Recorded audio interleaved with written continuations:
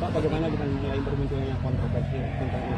Setiap perbuatan yang bertujuan demi kebaikan dan kebangsaan, nasionalisme di Indonesia sudah terbiasa.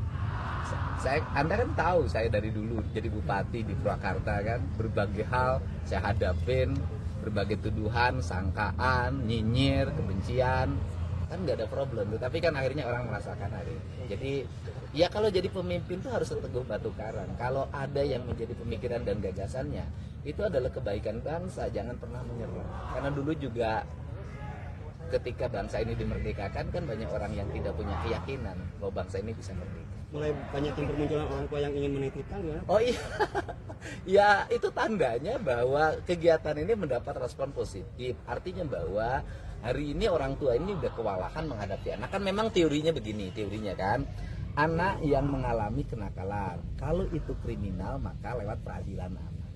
Kemudian nanti lewat pembinaan, taruhlah misalnya lembaga tempat penitipan anak lah, kita nggak nyebutnya LP ya, lembaga tempat penitipan anak untuk dilakukan pembinaan. Itu kan yang berproses kriminal berdasarkan peradilan.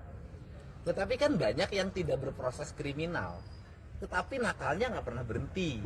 Nah, akhirnya mereka harus balik ke orang tuanya. Pertanyaannya adalah ketika orang tuanya sudah tidak punya kesanggupan, nggak sanggup ngadepin anaknya bolos terus, nggak sanggup anaknya main game terus, nggak sanggup anaknya motor-motoran terus, nggak sanggup anaknya minum ciu terus, kan kayak minum ciu, minum eksimer kan nggak bisa dipidana kan itu. Nah ini kan harus ada orang yang menangani ya, saya termasuk dan Pak Bupati Purwakarta dan bupati-bupati lain, wali kota seluruh Jawa Barat hari ini sudah mempersiapkan sanggup menangani dengan bekerjasama dengan TNI. Nah, bicara persoalan TNI itu kan mendidik anak-anak itu bukan baru.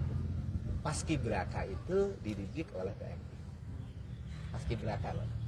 Nah, kemudian ada SMA namanya SMA Taruna Nusantara yang melahirkan orang-orang hebat. Ternyata di dalamnya kurikulum pendidikannya TNI dan TNI mengajar di dalamnya. Jadi bukan masalah baru, tetapi yang tidak boleh kan diajarin teknik perang. Diajarin gini, pelajaran PBB itu kan pelajaran di sekolah, dan yang bagus PBB-nya ya TNI dong. Kemudian pendidikan jam 8 tidur, itu kan pendidikan yang ideal. Bangun jam 4, bangun jam 5, terus mandi, bereskan ruang kamar mandinya, bereskan ruang tidurnya, terus sholat subuh, terus sarapan, terus olahraga. Apa sih problemnya? Dan gitu. Nah, kemudian jam makan, cara makannya, mereka belum dididik tuh di rumahnya bagaimana cara makan, bagaimana meletakkan piring, bagaimana meletakkan garpu, bagaimana meletakkan sendok, bagaimana makan tidak sambil ngobrol, makan tidak bersuara, bagaimana suara sendok, piring dan garpunya tidak berbenturan treng treng treng.